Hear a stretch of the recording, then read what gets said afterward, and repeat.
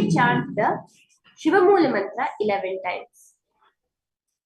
Om Ham Hum Shivaya Namaha. Om Ham Hum Shivaya Namaha. Om Ham Hum Shivaya Namaha. Om Ham Hum Shivaya Namaha. Om Ham Hum Shivaya Namaha. Om Ham Hum Shivaya Namaha. Om Ham Hum Shivaya Namaha. Om Ham Hum Shivaya Namaha. Om Ham Hum Shivaya Namaha. Om Ham Hum Shivaya Namaha. Om Ham Hum Shivaya Namaha.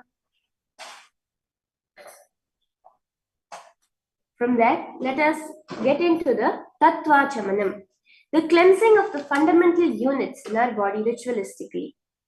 So again and again, as the scriptures reveal, as the Supreme Pontiff of Hinduism has revealed to all of us, that yoga is a ritual. Yoga is a way to connect with the divine energy, way of uniting the Jivatma with the Paramatma. It is a way to align your spine to the cosmic geometry, not just to move your body in some physical postures. So let us now, placing your hands in the Gokarna Mudra, your right hand in the Gokarna Mudra like a cow's ear, sip one udharini of water from the base of your palm at the end of each of the following 3 mantras. Om Atma Tattvam Shodhayami Svadha. Om Vidya Tattvam Shodhayami Svadha. Om Shiva Tattvam Shodhayami Svadha. Now wash your right hand with the water from the Panchapatram. Now with the base of your right hand thumb, wipe the upper lip and lower lip 2 times from right to left while chanting the following mantra. Om Ham Hridayaya Namaha. Now with your index, now wash your hands with the water from the Panchapatram. And with your index, middle and ring fingers touch above the upper lip and below your lower lip. Now with your base of your, now with your thumb and index finger joined together, touch your right nostril, your left nostril. With your thumb and ring finger joined together of your right hand, touch the right eye, left eye, right ear, left ear. Wash your right hand with the water from the Panchapatram. With the base of the thumb and little finger joined together, touch your navel center, your right chest, left chest, and with all the fingertips of your right hand joined together, touch above the top of your head, your right shoulder, left shoulder, and the heart center. Now, we'll be doing a powerful conscious resolution to make our reality, our intention of what we want to manifest through this Nithyananda Yoga as a reality. As we are making the cosmic source of energy as our own source of energy, any intention we consciously decide from a space of complete completion will manifest as a reality. That is what we do through the Sankalpa Mantra. We announce the date, the time and the place where we are making the Sankalpa, invoke the blessings of the Supreme Pontiff of Hinduism, and create our intention for a Purana Arogya Yukta, to be completely with healthy Yogika Sharira, for yogic body, for Dridha Gatra, for powerful limbs, and ultimately for the blessings of Paramashiva Shakti Avishkaranartham, for the power manifestation of Paramashiva to manifest through us. So now sit straight, place your right hand on top of your left hand in the Sankalpa Mudra, place it on your right knee. Let's chant the Sankalpa Mantra. Om Mamopata Samasta Duritakshaya Dwara Bhagavat Shri Nithyananda Paramashiva Prityartham Shri Nithyanandeshwari Paramashiva Shakti Sameta Shri Nithyanandeshwara Paramashiva Prityartham Cha Shubhe Shobhane Muhurte Adya Brahmanaha Dvitiya Paradhe Shri श्वेतवराहकल्पे वैवस्वतमन्वन्तरे अष्टाविंशतितमे नित्ययुगे प्रथमे पादे जम्बूद्वीपे भारतवर्षे भरतखण्डे मेरोः दक्षिणे पार्श्वे शकाब्दे अस्मिन् वर्तमाने व्यवहारिके प्रभवादीनां षष्ट्याः संवत्सराणां मध्ये शोभकृतनाम संवत्सरे उत्तरायणे श्रीलक्ष्मी वेंकटेश्वर ऋतौ कुंभमासे शुक्लपक्षे द्वितीयायां शुभतिथौ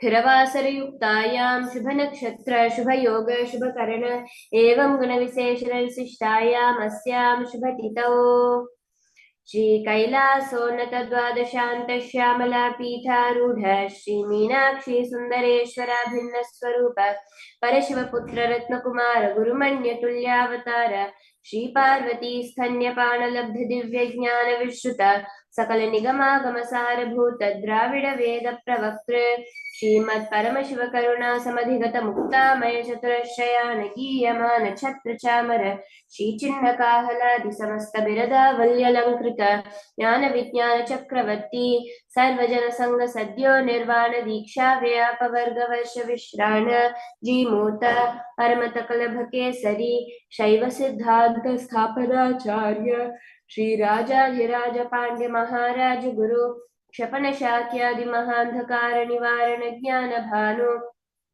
वीक्षणानर्हार्ह ध्वजोच्छेदन पूर्वक श्रीमत् वृषभध्वज स्थापक शैव समय कर्तृ सर्वज्ञ पीठारूढ़ श्री जगद्गुरु श्री ज्ञान संबंध देशिक स्वामी वागीश सुंदर माणिक्य वाचक स्वामिनां अवतार भूत श्री ज्ञान संबंध स्वामी पुनरुद्धृत श्यामला पीठ सर्वज्ञ पीठ तृणवत्युत्तर द्विशततम गुरु महासन्निधान तै अरुणगिरि योगीश्वर परंपरागत अरुणाचल सर्वज्ञ पीठारूढ़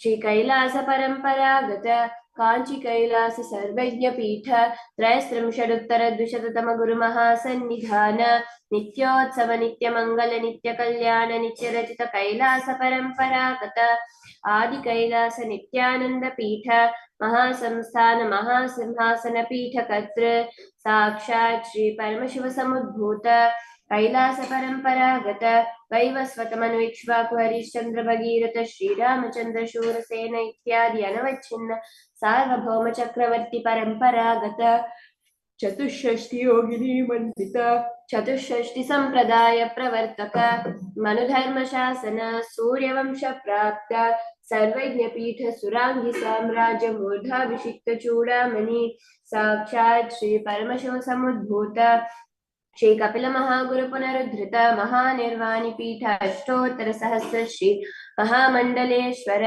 साक्षात् श्री परमशिव समुद्भूत श्री महागणपति समारंभ नवच्छिन्न पीठाधीश्वर गुरु परंपरा प्राप्त अटल पीठ अष्टोत्तर सहस्र श्री अटल पीठाधीश्वर धर्म मुक्ति स्वर्ग पुर स्वर्ण पीठ त्रयोविंश गुरु महासन्निधान कैलास परंपरागत आदिपीठ सर्वज्ञ पीठ जगद्गुरो श्री कैलास पुनरुद्धारक श्री कैलास परमाचार्य श्रीमत् परमहंस परिव्राजकाचार्य वर्य सच्चिदानंद प्रणव स्वरूप श्रोत्रिय ब्रह्मनिष्ठा श्रीमज्जगद्गुरो श्री भगवत् श्री नित्यानंद परमशिव श्री ज्ञान संबंध देशिक परमाचार्य स्वामिनां प्रीत्यर्थं तेषां पादारविन्दयोः भक्ति सिद्ध्यर्थं गुरुकृपा कटाक्ष सिद्ध्यर्थं क्षेमस्थैर्य वीर्य विजय आयुरारोग्य ऐश्वर्याणाम् अभिवृद्ध्यर्थं धर्मार्थ काम मोक्ष चतुर्विध फल पुरुषार्थ सिद्ध्यर्थं मम समस्त दुरितोपशान्त्यर्थं समस्त मंगलवाप्त्यर्थं भगवत् श्री नित्यानंद परमशिव प्रसादेन सकुटुम्बस्य ज्ञान वैराग्य जीवन मुक्ति प्राप्त्यर्थं श्री सर्वदेव देवी स्वरूप भगवन् श्री नित्यानंद परमशिव कृपा कटाक्षेण पूर्ण आरोग्य युक्त दृढ़गात्र यौगिक शरीर सिद्ध्यर्थं परमशिव शक्ति आविष्करणार्थं च नित्यानंद योगाभ्यासं करिष्ये. Now take the water from the Panchapatram and wash your right hand. Om Apaupasprisya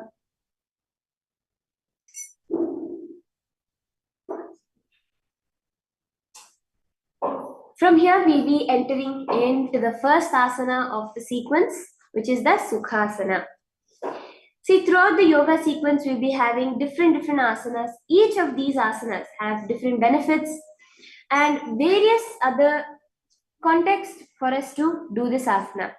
So there are 12 components in Nithyananda Yoga, of which we can see on screen the pranayama, the bandha, the japa, the mudra, and the visualization. So for the pranayama, for the first asana, you will be doing the samana kumbhaka, where you will be, as you're inhaling and exhaling, you'll be visualizing flames licking up your spine. You will be engaging the mahamudra bandha, tucking in your chin to your chest in the jalandhara bandha, sucking in your perineum in the mula bandha, and sucking in your stomach in the udyana bandha. The japa for the first set of asanas is soham, which you'll be repeating in your throat center. Keep your hands in the bindu mudra with your index and thumb joined together on the top of your knees as you sit in a cross-legged position. Visualize Lord Paramashiva in your inner space. Sukhasana. Tat sukhasanam ityuktam ashaktastat samacharet asanam vijitam yena jitam tena jagattrayam.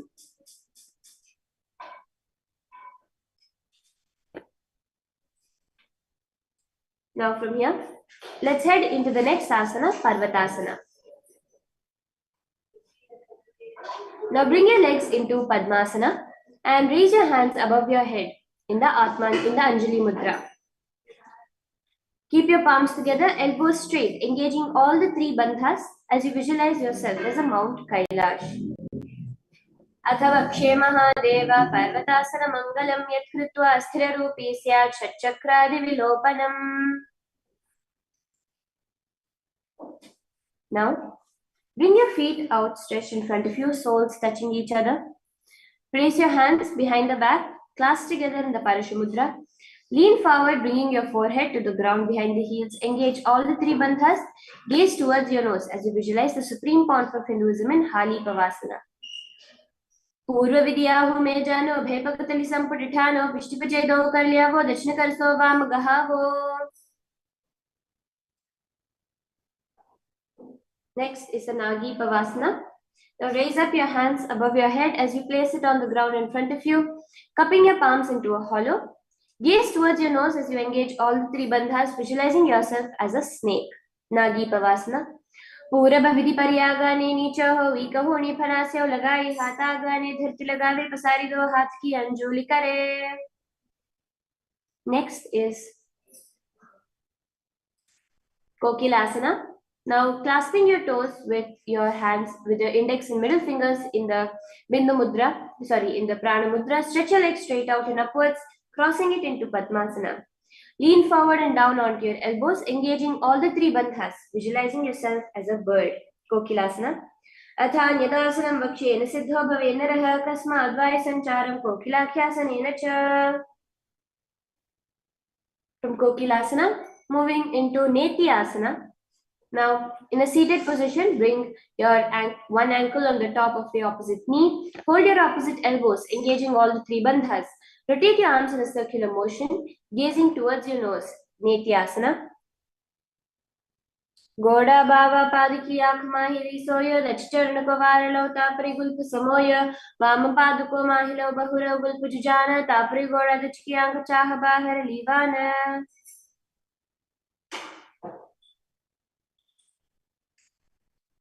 Now, place your palms onto the ground and lift your hips up high.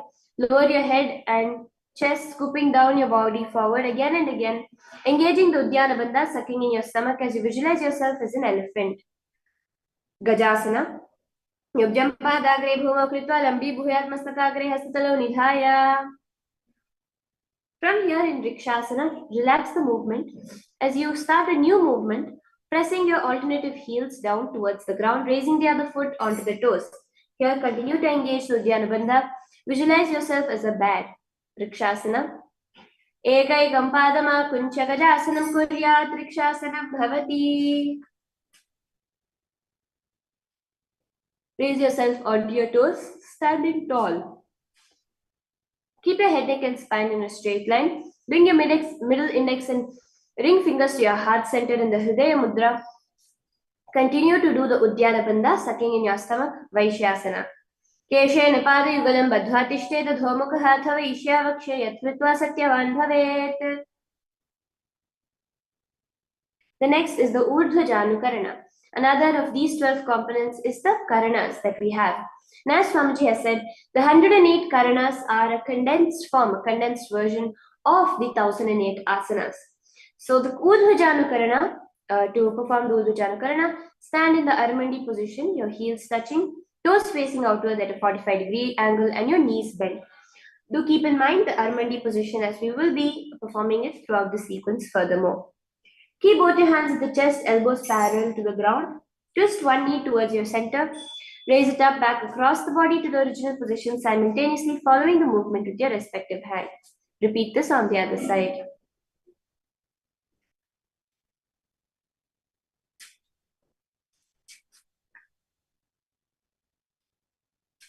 Now moving into the Balalingasana.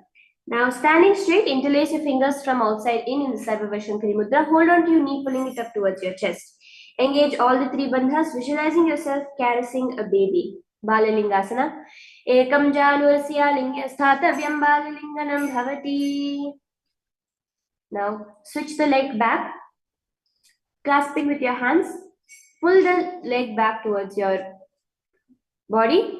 Engaging all the three bandhas, visualize the supreme point of Hinduism in Padapidanasana. स्थित्वा एकस्मिन् पादतले कराभ्यां वेष्टयेतनं पृष्ठे संस्थापयत्नेन पादपीडनमासनम्. From Padapidanasana, now stretch forward, placing your hands in the one hand in the Bindu Mudra. Lean forward as you kick your leg back, stretching that, visualizing yourself as Lord Nataraja. Natarajasana. Tanapadam Krauncham cha Maricham Veerabhadrakam Natarajam Trikonam cha Suptangashtaprasarane. From here, let's repeat Balalingasana on the other side. Engage all the three bandhas. Ekam janurasya lingya sthathavyam balalinganam bhavati. Pull your leg back into Padapidanasana, continuing to engage all the three asanas, all the three bandhas on the other side. स्थित्वा एकस्मिन् पादतले कराभ्यां वेष्टयेतनं पृष्ठे संस्थापयत्नेन पादपीडनमासनम्. Repeat Natarajasana on the other side. Lean forward, hands in the Bindu Mudra. Relax the Jalandhara Bandha and the Uddiyana Bandha. Tanapadam Krauncham cha Maricham Veerabhadrakam Natarajam Trikonam cha Suptangashtaprasarane. From here, let's move into the Ardharechita Karana. Sit in the Aramandi position. From here, bring your right foot behind the left with your toes down, heels up. Keep your left hand at the chest, extend the opposite arm out and wide like a pendulum, bringing it back towards the chest. Follow this movement with your fingers. We're moving the fingers one by one inwards and then outwards. Then place your right hand over your nose, uncross your ankles, repeat this on the other side. This is the Ardharechita Karana.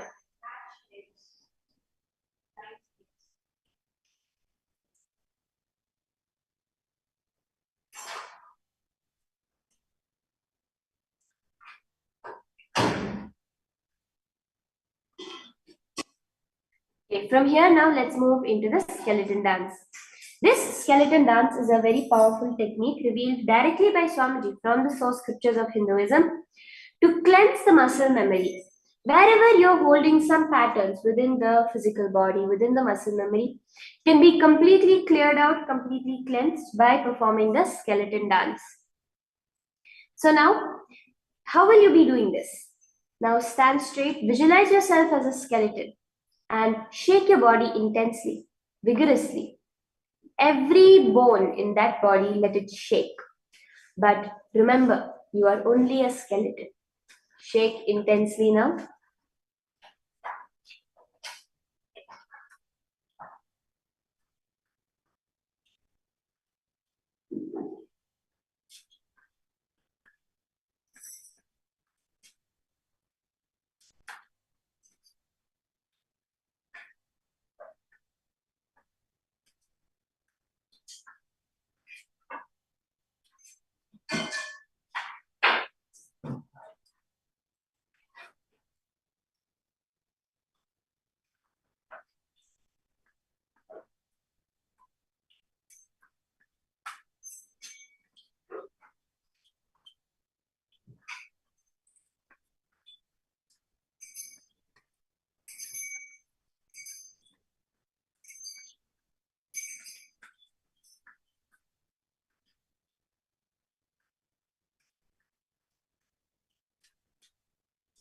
Now, slowly relax. Let's move into the Katichina Karana. Now, standing straight in the Aramandi position. Bring your hands above your head with the arms crossed, palms facing backwards. Move your hips to one side, simultaneously uncrossing the arms wide above your head. Come back to the beginning position. Repeat this on the other side. Katichina Karana.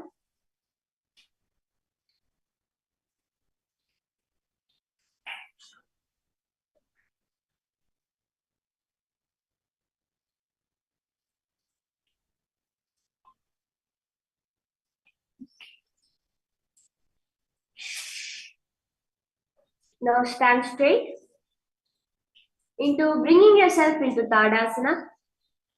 Raise your hands above your head, arms parallel towards your ears, palms facing each other. So raise yourself onto your toes.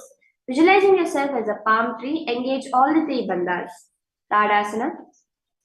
Mahamudra Baddha Kono Tadasana Vibheda Kalmino Tanam Sudha Kurya Dantarvatmi Patipriya. Now lean down onto your mat. Place your palms on the mat flat on the ground. By the side of your feet, try to bring your forehead towards your knees, visualizing the supreme point of Hinduism as you engage all the three bandhas. Here you will be moving on from here to the japa. Shivoham, Shivoham, repeating in your throat center. Uttanasana. Mahamudra Baddha Kono Tadasana Vibheda Kamino Tanam Sada Kurya Dantarvatni Patipriya.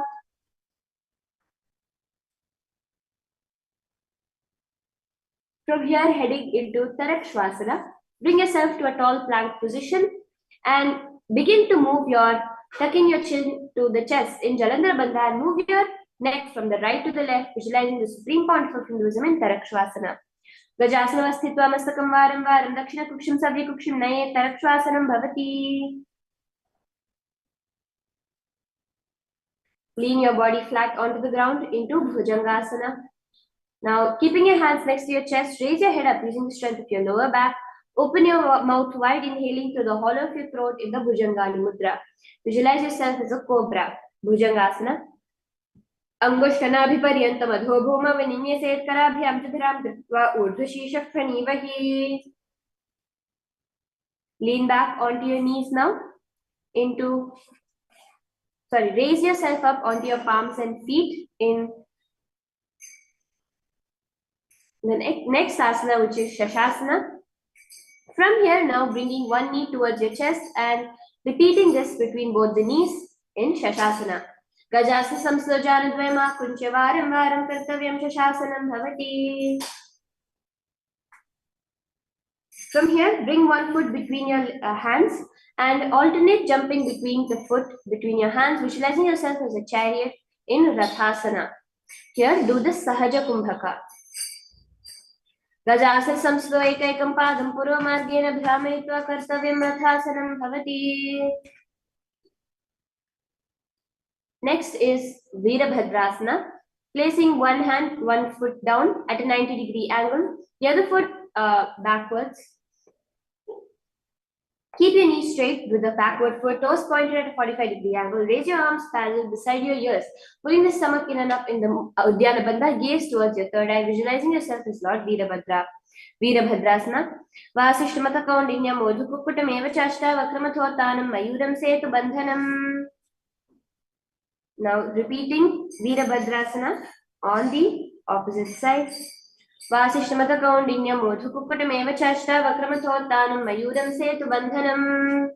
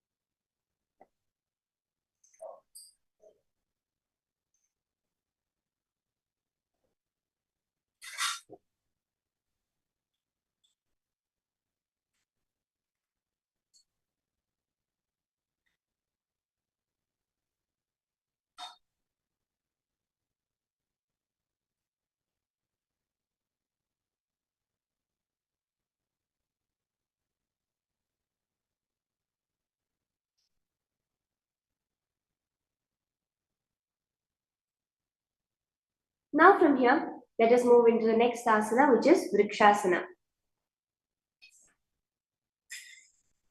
In Vrikshasana now, raise your palms above your head, hands straight as you bring one foot towards your inner thigh.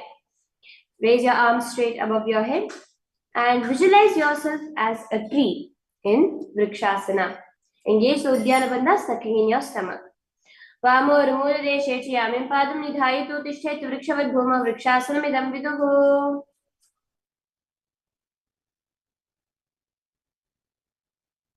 Next is Garudasana. Remaining on one leg, bring the other foot towards your inner thigh.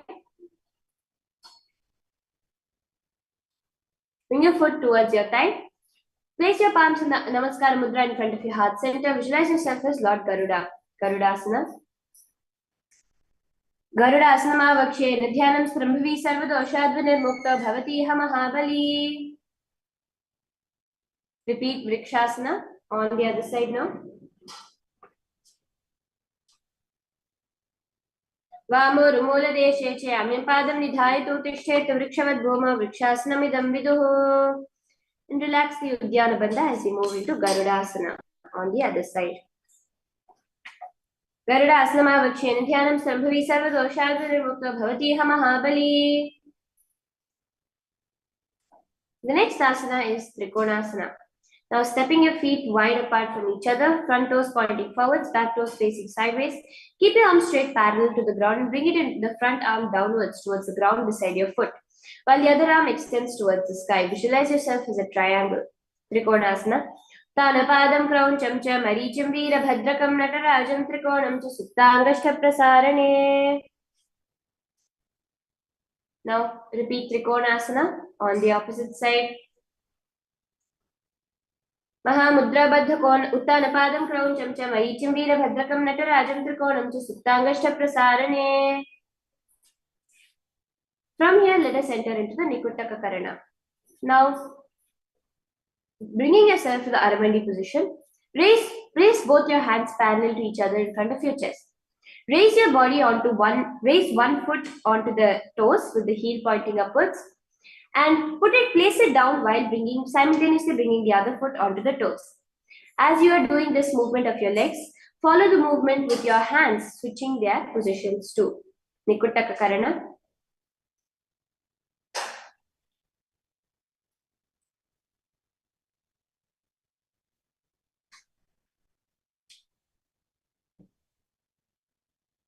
From here now, let us enter into the next asana, which is Angushtasana.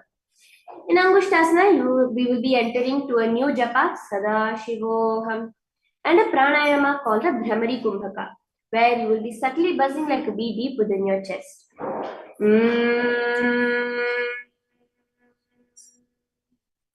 Now sit on top of your heels with your knees facing forwards. Bring your hands into the Namaskara Mudra in front of your chest as you visualize the supreme contour of Hinduism, Angushtasana. Kabandha asnamityahu gorakshasanam eva changushtamashtikam neyam brahmaprasaditam tatha. Next, Saurasana. Now, in that same position, bring one foot forward and down, keeping the toes pointing upwards. Bring your hands in the Varamudra with the fingers touching the ground and the palms facing forward. Saurasana. Prasarya ekam padatalam samsthapya tveka padakam. Raising one arm above the top of your head. Lean forward, clasping your large big toe in the Prana Mudra with your index and middle finger into Vidhulanasana, visualizing the supreme point of Hinduism. Gulbhasita padamekam pasara tat padagaram samsprshe tat karena gulbham chanyam dhare tat karena dhunam pitham chabhise chobhetra. Repeat Saurasana on the other side. Prasarya ekam padatalam samsthapya tveka padakam. Lean forward now, clasping your big toe in Vidhulanasana on the other side. Gulpasita padamekam prasare tat padagram samsprshe tat karena gulpam chanyam dhare tat karena dhunam pitham chabhise chobhetra. So bring your toes back next to each other, keeping your knees pointed forward. Bring your palms on the top of the respective knees, gazing in between the palms as you tilt your neck forward in Jalandhara Bandha. ब्रह्मजुरंकुशासना दो फणा पानी होई वैसे एड़ी दो गुदा निवेसे core पग थल्यां की माहिली आयस Mahira शेमिली. From Brahmacharankushasana into Kapilasana. Now keep your knees wide apart from each other. Place it onto the ground in front of you. Rest your hands on the top of your thighs as you pull your stomach in Uddiyana Bandha, gazing towards your nose. Visualize yourself as the first man that ever started thinking. Kapila Mahamuni. Kapilasana. उभय पग तली सम ठहरावे तिनको माहिली को और मिलावे फना पानी पर होए वैसे एड़ी दो जोनी निवेसे. From Kapilasana, switch your gaze towards your third eye in as you release the Uddiyana Bandha in Bhadragorakshasana.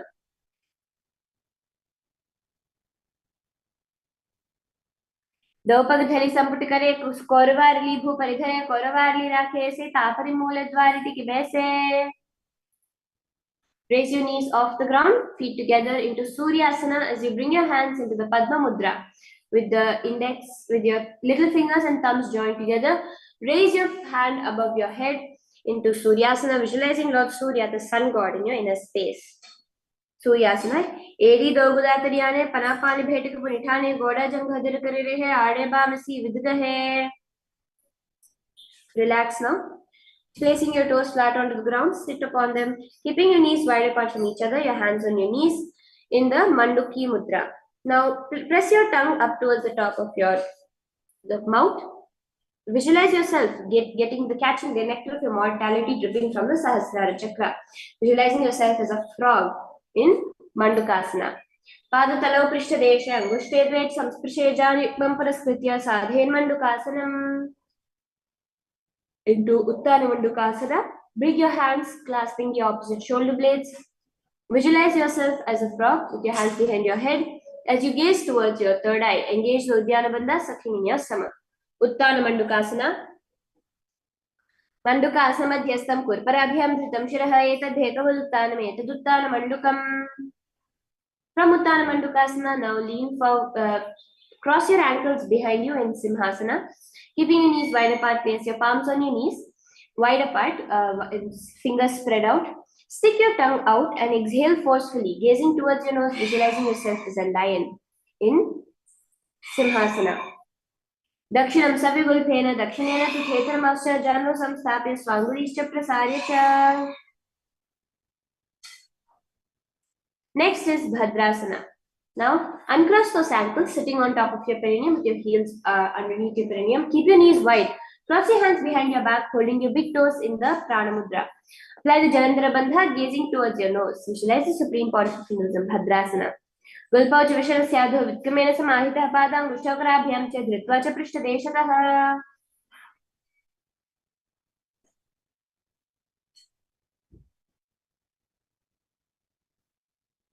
Next is Kakabusandhyasana. Bring yourself into a squatting position with your feet flat on the ground, knees open wide apart. Bring your arms in and around the back and interlace your fingers behind you. Gaze towards your nose, visualizing yourself as a crow. Kakabusandhyasana. Prathame Vesukritani, Doha the Pagamichani, Tinukomori Nalia Parilavi, Shipachekam Kasi Karave. From here, entering into Kari Pavasana. Place your palm flat on the ground. Shoulder width apart, bring your knees to the backs of your arms and lean your chin forward down, gazing ahead as you lift your feet off the ground. Karni Pavasana. Asana Koganashi Dushita Hoi To Achi Hoi. Entering into our first headstand position of the Prathama Vinyasa Krama. Place your head onto the ground with your hands in a tripod position. Bring your legs up high towards the sky, gazing towards your nose. Kapalyasana. Sisha Sisha Dharti Teki Pagado Miliva Uncha Kukare Pagathaliya Akasha Sharmashirashe. Do Hataki Ateli Do Pashatya Dharti Teko. The next is Parshva Mayurasana. Now bring your knees together in a squatting position as you twist your body, facing both the hands to one side. Align your elbows with your knee and hip respectively. Lean onto your arms, balancing, extending your legs towards the side as you gaze towards your third eye. Visualize yourself as a peacock. Parshva Mayurasana. Mayuram Dandavat Kuryan, Mayuram Danda Ramakam Kuryan, Mayuram Parshvabhyam, Mayura Parshva Ramakam. Repeat Parsha Mayurasana on the other side. Mayuram Dandavat Kuryan, Mayuram Dandanamakam Kuryan, Mayuram Parshvabhyam, Mayura Parshanamakam. From here now, place your hands and legs into a plank position, bringing one foot in between your arms in the Bhairaganathasana. Gaze towards your third eye as you visualize yourself as Lord Kala Bhairava. Bhairaganathasana. This asana is especially powerful to clear any sort of digestion, metabolic problems in your body as it balances the pitta energy, the bile energy within you. Asana Kavana Piti Jai. Switch those hands, switch your leg around now. Asana Kavana Piti Jai.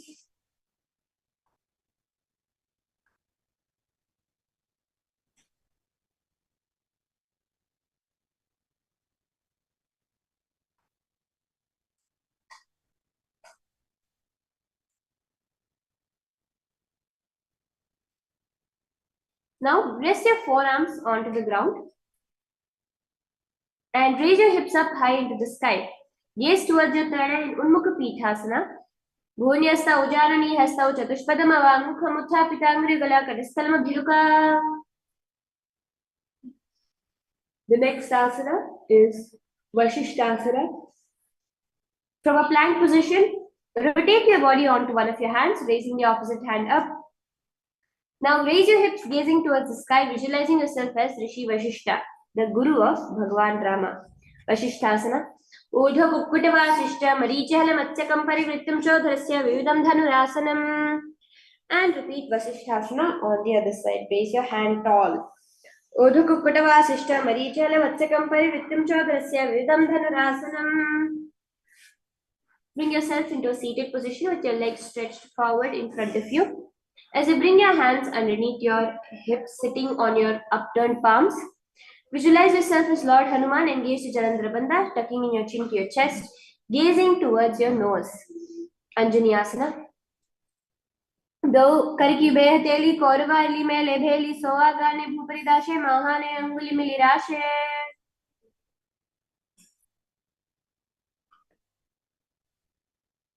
From here now, let's enter into Paschimottanasana.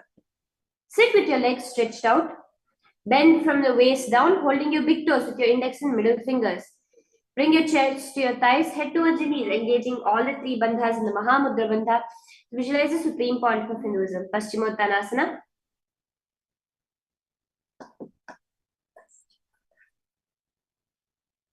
Janu parilatam to paschimam tanam uchitena kena prakarena sukham dharyam ch jayate.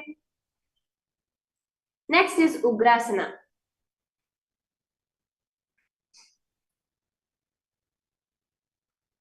Now, bring your hands behind your neck in the Parishamudra and lean forward and down, bringing your forehead towards your knees, your elbows on the ground. Engage all the three bandhas in Ugrasana to visualize Kali in your inner space. Sopanibhyam dhram dhritva janu parishino nisetasana avrvidam proktam bhavedanilya deepanam. The next asana is Marichyasana.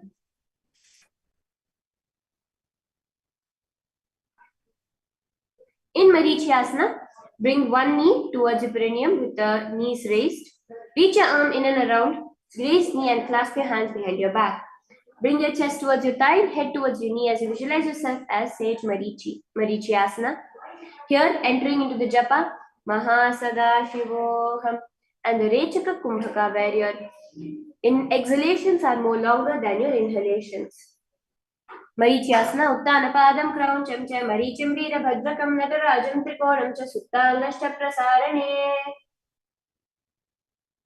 Now repeat. Now let your knee fall towards the ground in Mahamudrasana.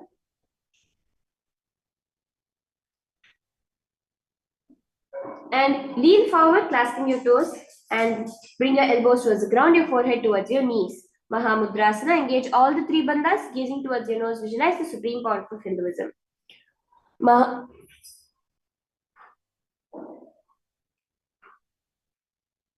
Davam Pagamodieri Mahilo Gulpamula Niche there. Now switch your legs around, repeating Marichyasana on the other side. Let the knee point outwards, bring your forehead towards your knees. Engage all the three bandhas in Marichyasana. Tanapadam Krauncham cha Maricim Veerabhadrakam Natarajam Trikonam cha Suttangashta Prasarane. Repeat Mahamudrasana on the other side. Engage all the three bandhas.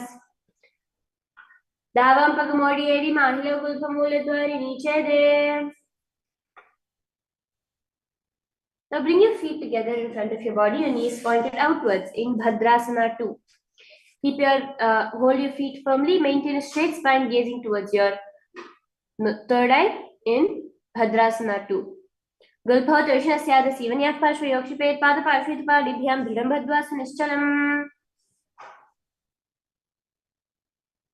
And entering into Gwali Pavasana. Place your palms on your knees.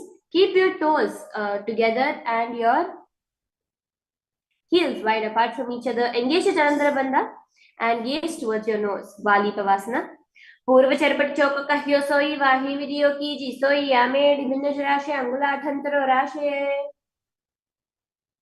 Lean your legs forward now, keeping your hand in between your feet into Joni Asana. Bring your forehead towards your feet, gazing towards your nose. Visualize the Yoni Mandala in your inner space. Joni Asana.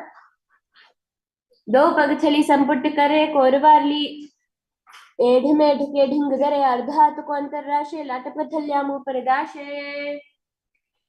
The next is the Midaki Pavasana. Bring your hands on top of your knees with your forehead towards the ground and gaze towards your nose in Midaki Pavasana. Purabhavidi Paripagathali Samputushole Edi Milirashe Yediam Sumahilikani Aguludo Atane Lata Dharti Lagade.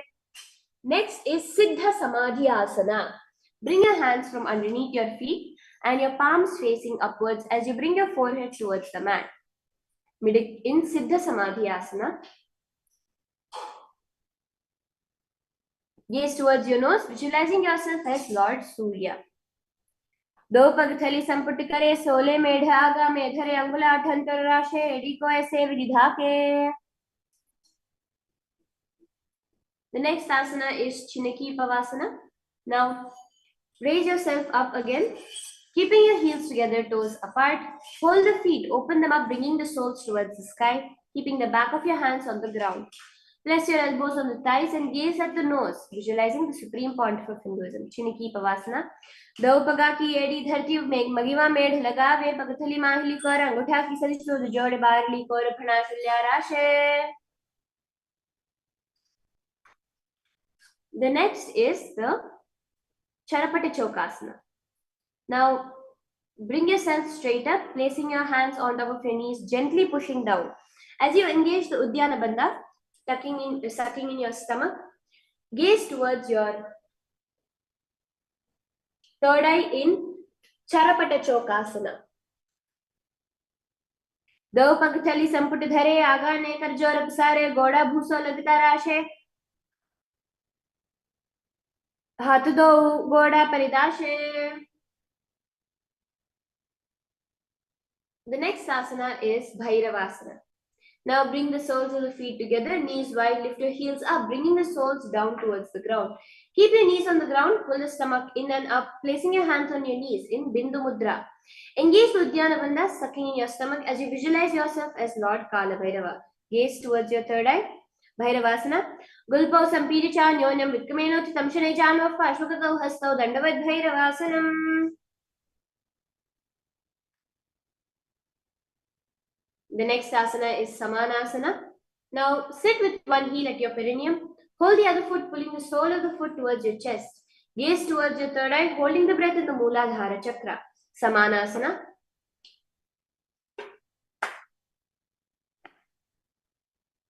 Samana asama vakshya siddhamantradi sadhana tekapa adamrau dattva guhyonya vakrake. Now bring your knee over the top of the respective shoulder. As you raise the other foot straight, placing both your palms flat on the ground, gaze towards your third eye in Apanasana. Kevalam padame kancha skandhe charopi yatnatah ekapadena gagane tishthed dandavat prabho. Now repeat Samanasana on the other side.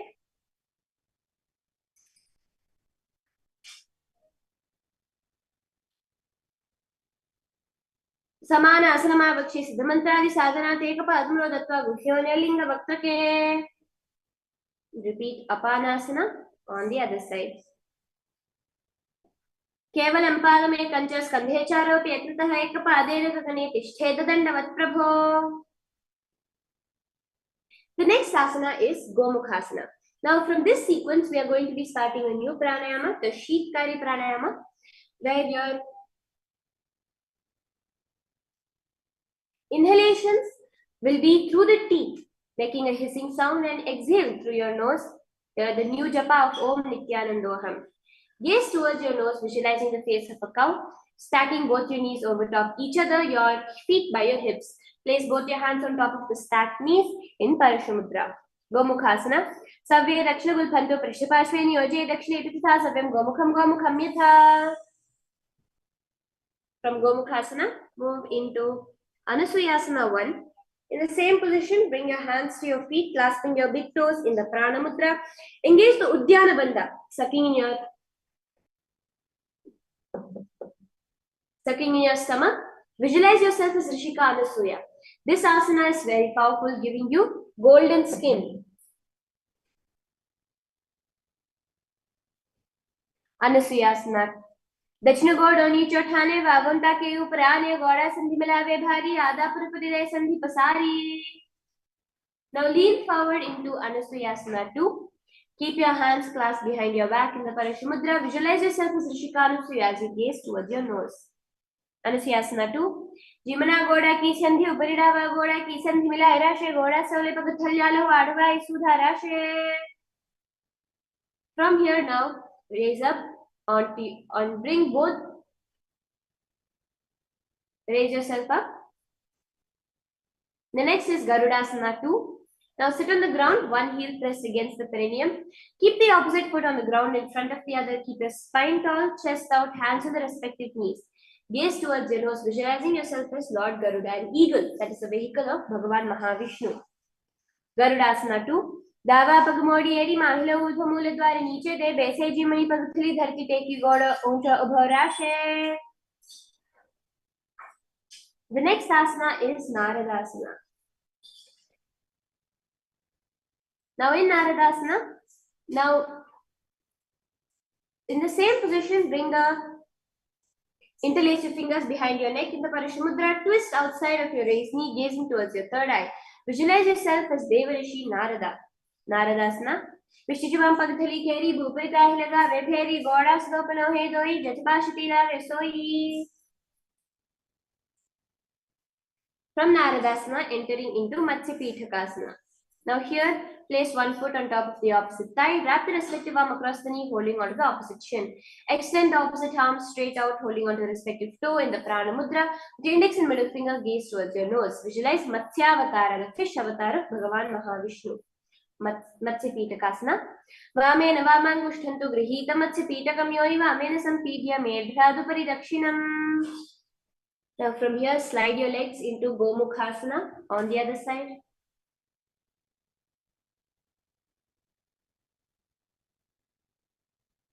Savya Dakshina Gulpanto Prishtapashve Niyoje Dakshine Pithatha Savyam Gomukham Gomukham Yatha.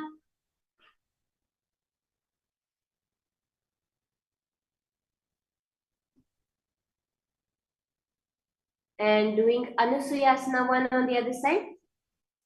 Dakshina Goda Nicho Thane Vavunta ki Uparane Goda Sandhi Milave Bhari Adha Purupade Sandhi Pasari. And Anusuyasana 2 on the other side. Lean forward. Jimana Goda ki Sandhi Uparida Goda ki Sandhi Mila Irashe Goda Sole Pagathalyalo Vadva Isudharashe. Garudasana 2 on the other side. Raise your knees up. Davam pakamodi edi mahila gulpamula dwari niche de bese jimani pagathali dharti teki goda uncha bhaurashe. And repeat Naradasana on the other side. Visualize yourself as Devarishi Narada. Vishnujavam pagathali kheli bhuparita hilaga vetheri goda sudopano he doi jatapashitira vesoi.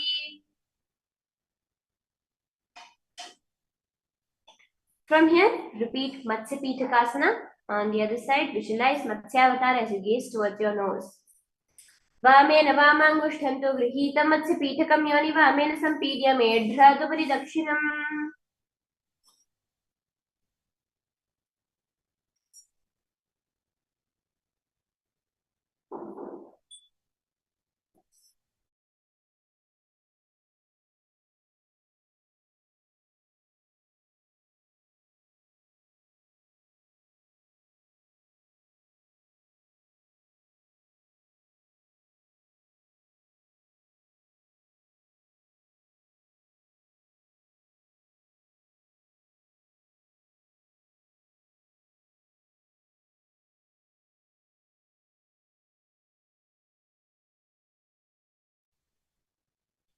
So from here, let's move into the next set of asanas, which is the Matsyendrasana, the Kubasana and Matsyendrasana 2.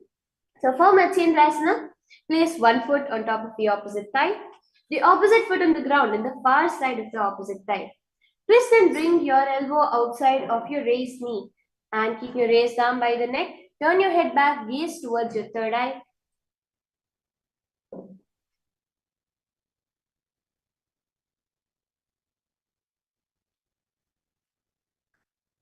Gaze towards your third eye as you visualize Matsyendranatha, a great sage, the master of Hatha Yoga. Matsyendrasana. उदरं पश्चिमाभासं कृत्वा तिष्ठति यत्नतः नम्राङ्गं वामपादं हि दक्षजानुपरिण्यसेत्. Now from here, moving into the next asana, which is Kubasana. Now switch your hands around, the other hand straight and the other hand towards your neck. Keep your toes clasped in the prana mudra, visualizing yourself as a camel. In all these three asanas, remember to gaze towards your third eye. Kubasana. Asana ka uguna jholo jaye. This Kubasana is especially powerful in clearing any sort of phlegm and mucus related issues within the body. The next asana is Matsyendrasana 2. Now keep both your arms stretched out by your side. Gaze towards your third eye. Give yourself a nice twist. Matsyendrasana 2. मत्स्येन्द्रपीठं जठरप्रदीप्तिं प्रचण्डरुक्मण्डलखण्डनास्त्रम् अभ्यासकुण्डलिनी प्रबोधं दण्डस्त्रत्वं हि ददातु पुंसाम्.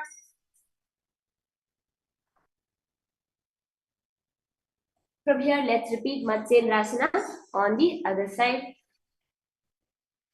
Remember to engage the Moola Bandha and gaze towards your third eye. उदरं पश्चिमाभासं कृत्वा तिष्ठति यत्नतः नम्राङ्गं वामपादं हि दक्षजानुपरिण्यसेत्. Switch your hands around into Kubasana. Asana Kauguna Jholo Jaye. And stretch your both hands down towards the ground in Matsyendrasana 2.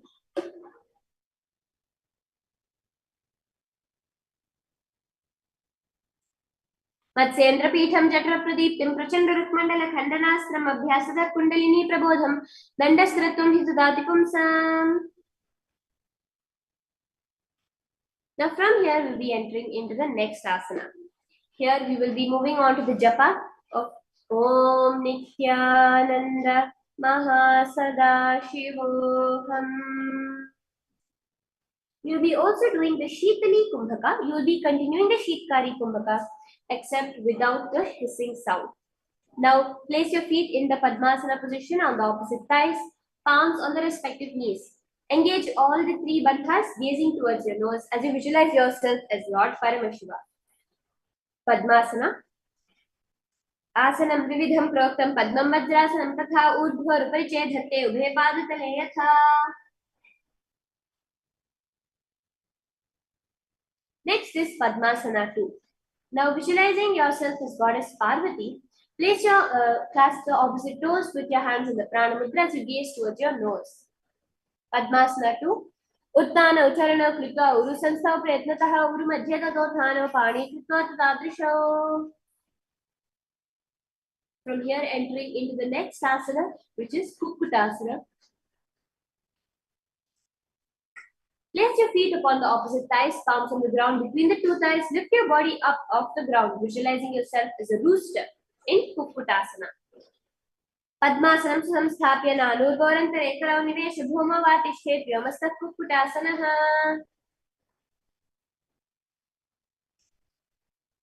Next asana is Baddha Keki Asana. Now we are going to be entering into a powerful arm balancing posture. Two of them actually. So Baddha Keki Asana and Mayurasana.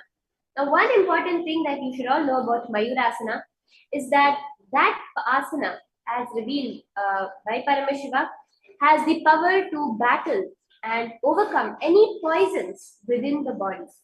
So keep that in mind as you do the Mayurasana, but starting with the Baddhaketyasana. Now, with your legs in the Padmasana position, raise yourself onto your knees, placing your palms flat on the ground, with fingers facing towards your knees. Now, press your navel, your elbows against your navel, leaning forward, find your balance, extending the knees up and off the ground. Baddhaketyasana. Dharamastabhyakradvena tatputpasthapitan abhiparshvadha uchchasanodanvadantamayametabhadantikitham. And now extending your legs out straight behind you in Mayurasana, visualizing yourself as a peacock. अथवा क्षेमः देव मयूरासनम् उत्तमं भूमौ निपात्य स्तौतौ कुल्परोपरि देहकम्. From there, relaxing flat onto the ground in Makarasana. Now, keep your feet pointing outwards, interlace your fingers behind your neck in Parashamudra, holding there. Visualize yourself as a crocodile. Makarasana. अध्याशेते हृदयं विधाय भूमौ च पादौ च प्रसार्यमानौ शिरस्तु हृत्वा करदण्डयुग्मे देहाग्निकारं मकरासनं तत्.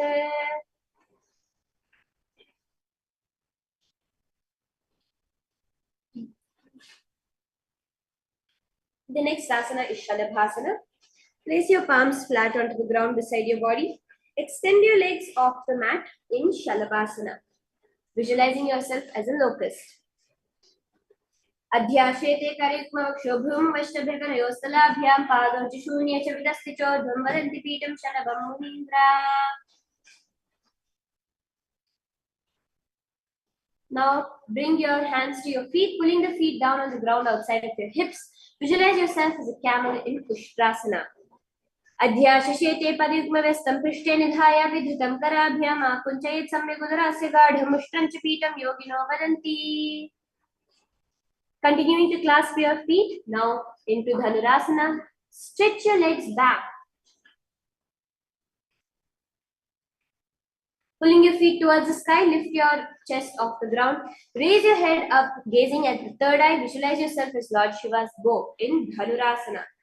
प्रसारे पादौ भुविदण्डरूपौ करौ च पृष्ठे धृतपादयुग्मं कृत्वा धनुस्थल्य विवर्तिताङ्गं निगद्य योगी धनुरासनं तत्. The next asana is raising yourself up into a seated position, Bhagasana. This is the 100th asana of the sequence. Place your palms down on the top of your thighs, gaze towards your third eye, as you visualize the supreme point of Hinduism in Bhagasana. उलटा मोड़ी पावदो बेसे बहरो जुगति करे कवैसे पावन महिला घुलपच हो कुला पाशते लावेसो.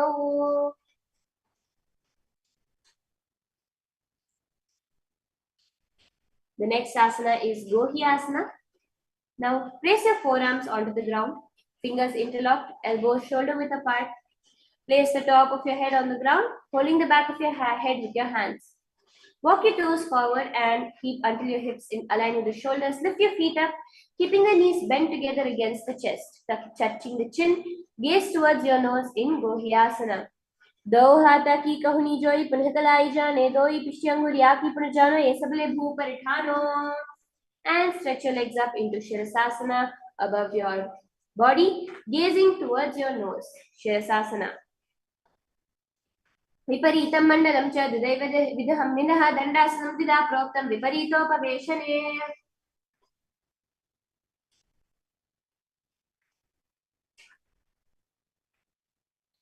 The next is Phodyasana.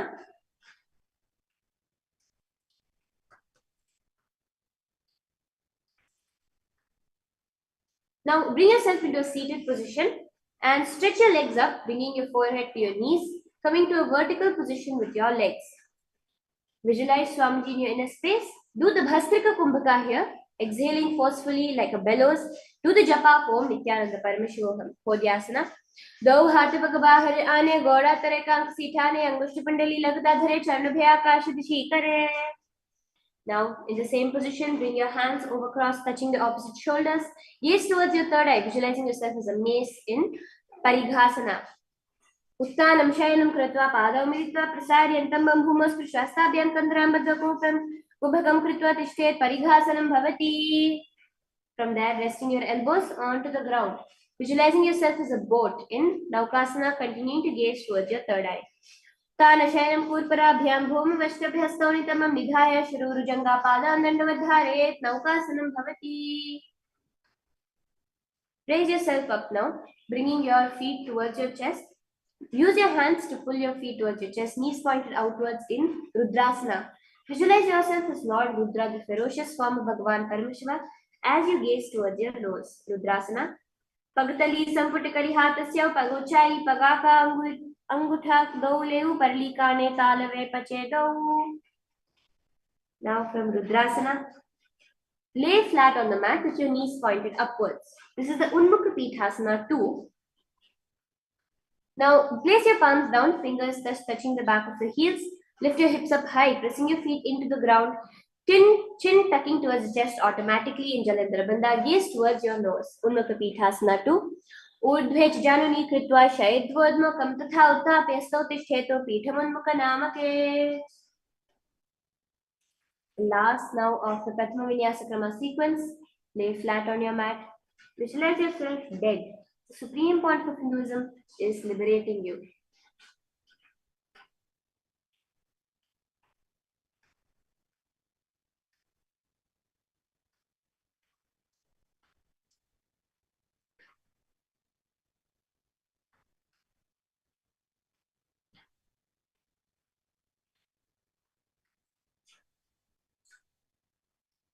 Do the Shakti Chalan Mudra here. Let your awareness travel across your whole body. Unclutch from any movements happening. अथ शवासनम् उत्तानं शववद्भूमौ शयनं तु शवासनं शवासनं श्रान्तिहरं चित्तविश्रान्तिकारकम्.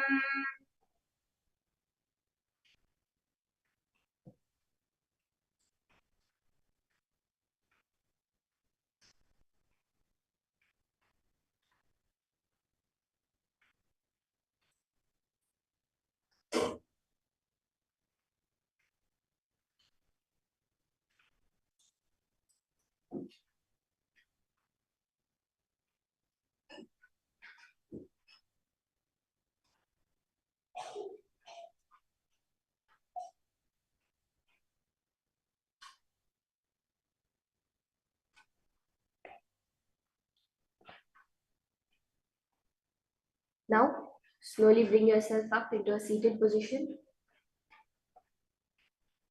Wiggle your hands and toes. Raise yourself up into a seated position. With that, we come to the end of the Prathama Vinyasa Krama sequence. And from there now, we'll have a short break before we move into the next 200 asanas to come.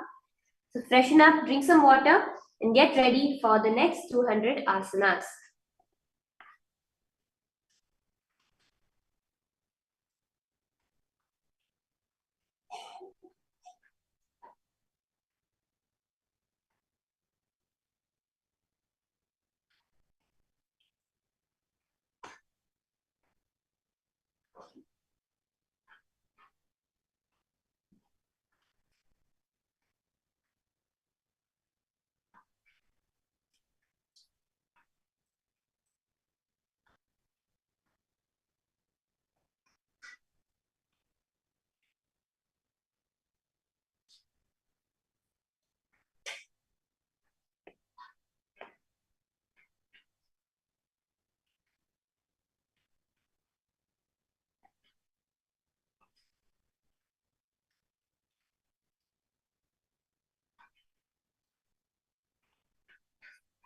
Let us all take a short break here now.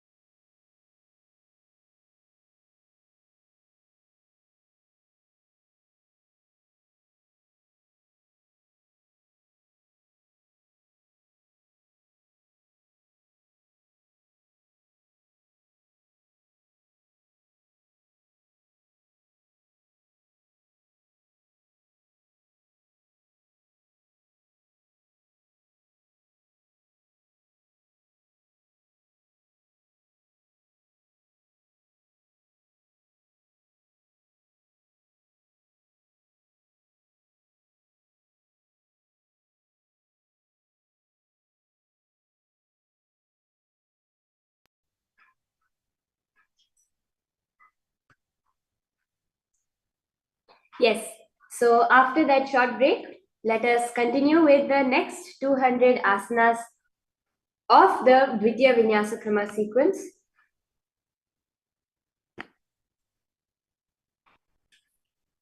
So first we will be doing the asana called Yatha Sanishthasana. So this asana is a very beautiful asana to bring complete ease and comfort in the body. So exactly how you will be doing this is by sitting in any position that's completely comfortable for you. So you can be in any sort of seated position which you find comfort in. And from there, bring your hands into the Bindu Mudra. Place it on top of your knees in Yathasanishthasana.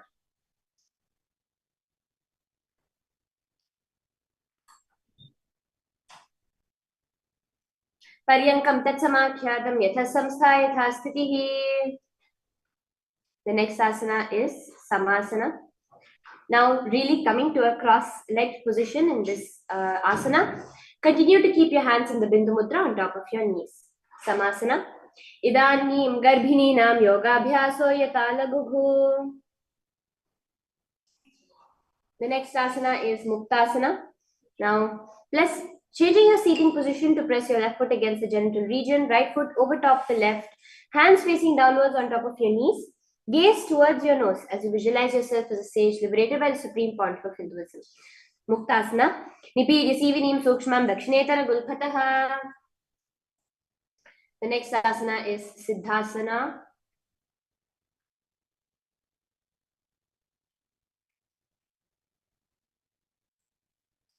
In Siddhasana, maintaining the same position, switch your gaze towards your third eye.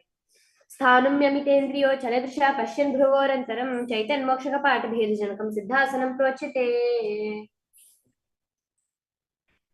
Now moving into Siddhyasana, maintain the same position, switching your gaze to the ground in front of you. Engage all the three bandhas.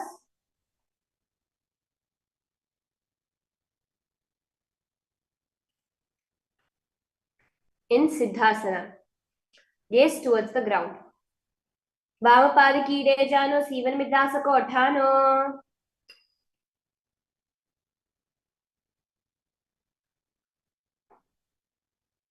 Next is Rudrasana 2.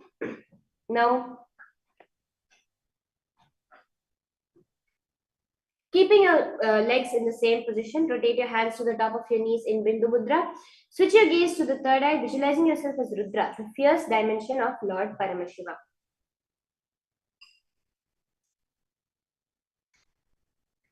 वामचरण पर दक्षिण राखे एक जुगति ऐसा विधि धाके.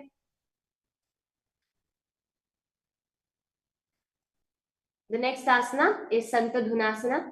Now maintain the same position, changing your gaze towards your nose, your hands in the Bindu Mudra. Asana Kauguna Manaki Chanchalata meter.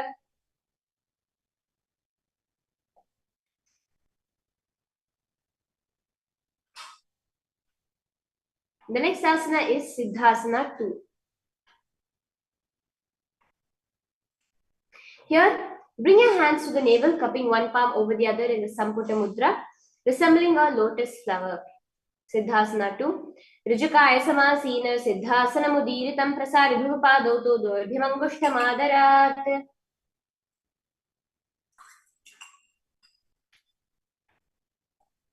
The next asana is Bandhayoni Asana.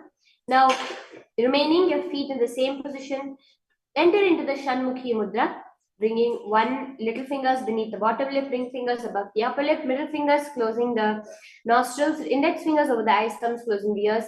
Visualize your sankalpas manifesting through the womb of creation. Bandhayoni Asana. Yatra madhye mahadeva bandhayoni asaneshano yatkritva akhecharo bhutva vicharedishwaro yatha. Next is Virasana. Now, bringing your legs into a Ardha Padmasana position. Bring your hands into the Bindu Mudra. Embody the space and state of bravery. Ekam padamathai kasmin vinyasyorani samstitah asmin tatha choram Virasanamudiritam. The next asana is Valmikasana. In Valmikasana, Visualize Rishi Valmiki in your inner space, bringing your left heel to the right side of the generative organ, toes under the thighs, right foot on the left leg, toes by the knee. Hands on your knees, thumbs and index fingers touching each other, gaze towards your third eye. Valmikasana. दावा पगा की पगथली पुनि AD है जोय प्रणाम दिशि मेघ दक्षिण आने लगा वे सोय.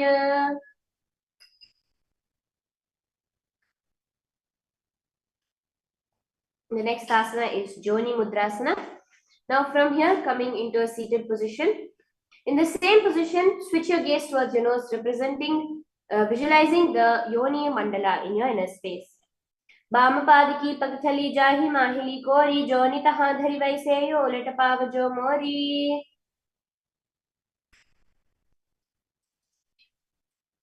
Move into Yoni Asana, remaining in the same position, gazing towards your third eye. Yoni Asana. Continue to visualize the Yoni Mandala in your inner space. Yonyasanam parvatena yogam yoga bhalenilam tatkala bhalalantavat khecharo yavadevahi. Moving into Bhadrasana 3 now. Bring the soles of your feet together. Hold it with your both hands, your knees stretched outwards. Engage Uddiyana Bandha sucking in your stomach as you gaze towards your nose. Visualize Lord Veerabhadra in your inner space. Bhadrasana 3. अतः गुल्पौजविष्णस्यादसि वन्याःपार्श्वयोक्षिपे दक्षगुल्पं तथा सेव्ये सव्यगुल्पं तु दक्षिणे.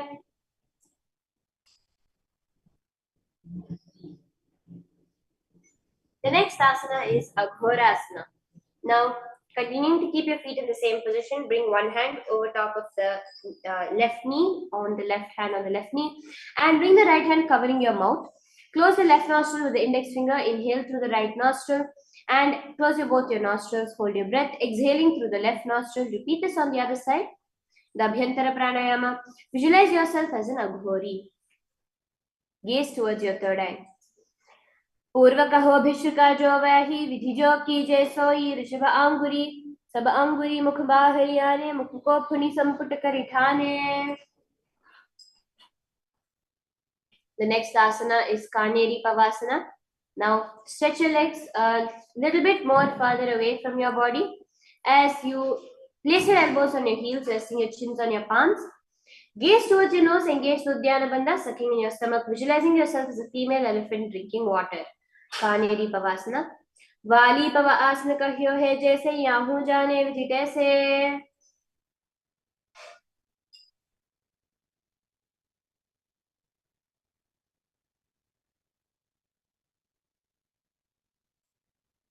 The next asana is Parasana. Sit with your knees raised, arms between the thighs and calves. Interlace your fingers into the Parashamudra. Keep your feet off the mat. In Parasana. Yoga Pradipika Jo Karki Anguri Jo Patasham.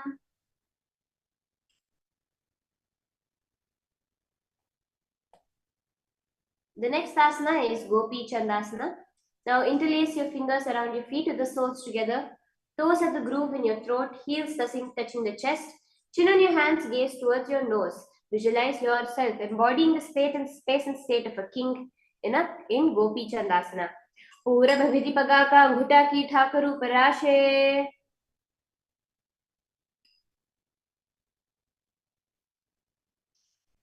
The next asana is Udarasana. Now insert your hands beneath the legs. Fold your feet with the interlocked fingers. Bring your feet up towards your chest. Head down, touching the chin towards the soles. Gaze towards your nose in Udarasana. Do pagathali samputi thane, abhay hastakari uradhi thane. From Udarasana, moving into Vishishtasana. In the same position, raise your feet up towards your forehead and your palms in front of your face. In Vishishtasana, visualize yourself excelling in everything in life. Vishishtasana. Do pagathali jodi संपुट करे हाथ दो पग बिछियानी ताले करी बारलिए कहुन्या माहिली.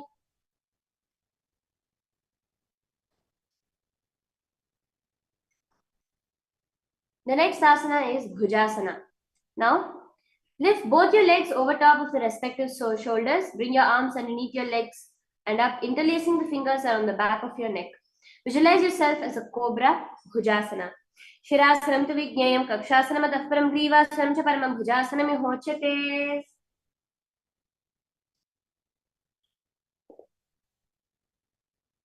Now from Bhujasana, wrap your hands behind your back, clasping them behind in the Parashimudra. In Kalyanasana, gazing towards your nose, visualize yourself as a beautiful and auspicious goddess. दो हाथ पगाम च आने तिनकोल गोड़ो नीचे उठाने बहुरी पाकृत्या बाहर लियावे पुनः जुगति ऐसे टहरावे.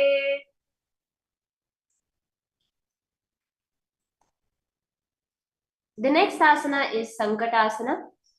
Now with your left knee on the mat, place the left foot flat. Place your perineum on the raised heels. Raise your right leg over top of the left, bringing the right heel to the left hip. Place your hands on the opposite knees, visualizing yourself as a swan in Sankatasana. वामपादं चितेर्मूलं सन्न्यस्य धरणीतले पाददण्डेन यामेन वेष्ठयेद्वामपादकम्. From Sankatasana, slide the heel out from underneath your body into Dhenukasana, engaging the Uddiyana Bandha, sucking in your stomach.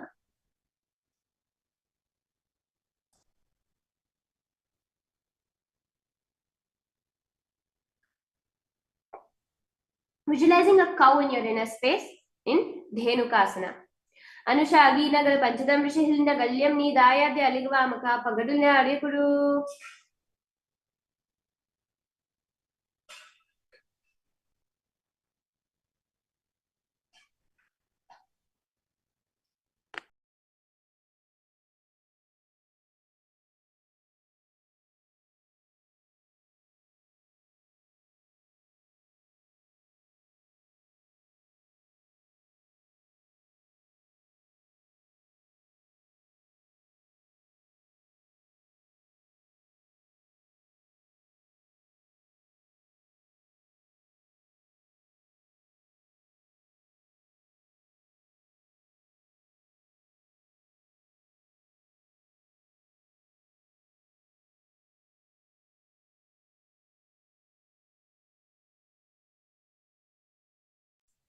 Yes, sorry for the interruption.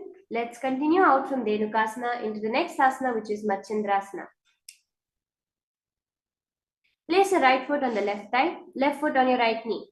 Bring your left hand behind the back, holding the right thigh. Place your right hand on the left thigh. Twist your body as you gaze towards your third eye in Machandrasana. Vamajangha paridachithane, Vamahastapishtidish ane.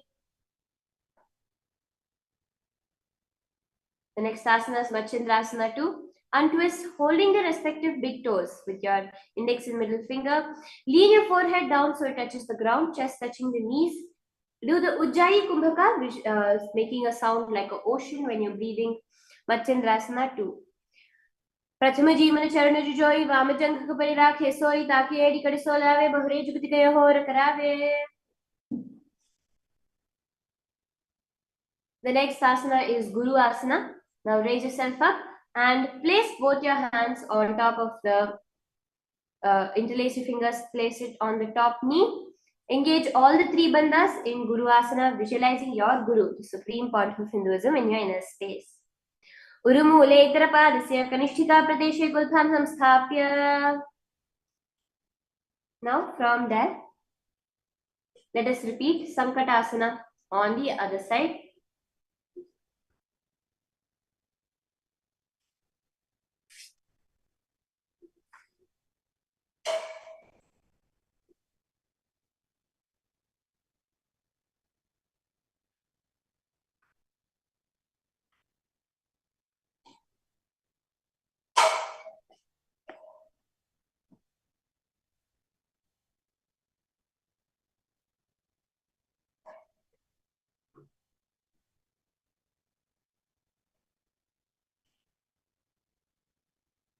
Sankatasana. Vamapadam chiter moolam sanyasya dharanitale padadandena yamena veshed-vamapadakam.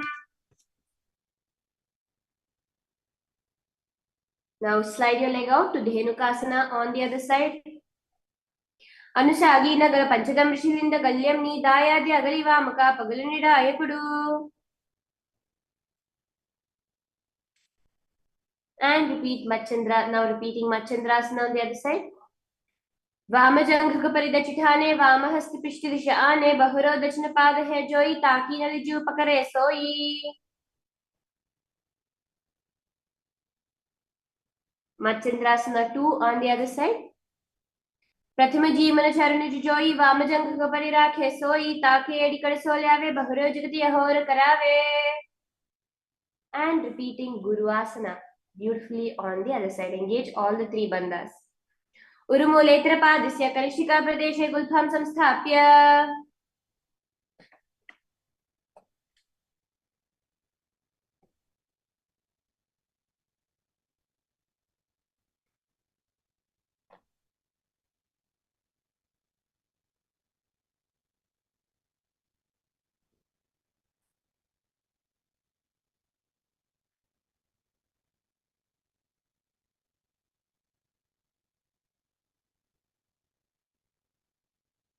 The next asana we're going to be entering into is Pashasana.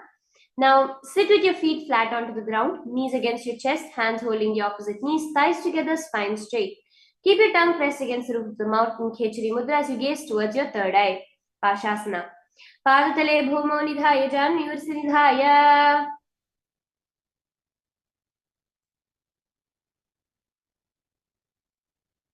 From here, moving into Bodha Shokasana in the same position, clasping your opposite wrists, bring your chin towards your knees. Visualize being in a abode of bliss as you gaze towards your nose in Bodha Shokasana. दौपगथली भूपरि धेरे core मार लिए से करे core मिलाए कड़ बैसे जंग छाती अग्रि नवैसे.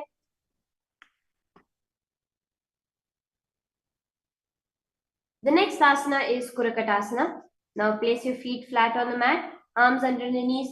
Hold your opposite elbows gazing towards your nose in Kurakatasana.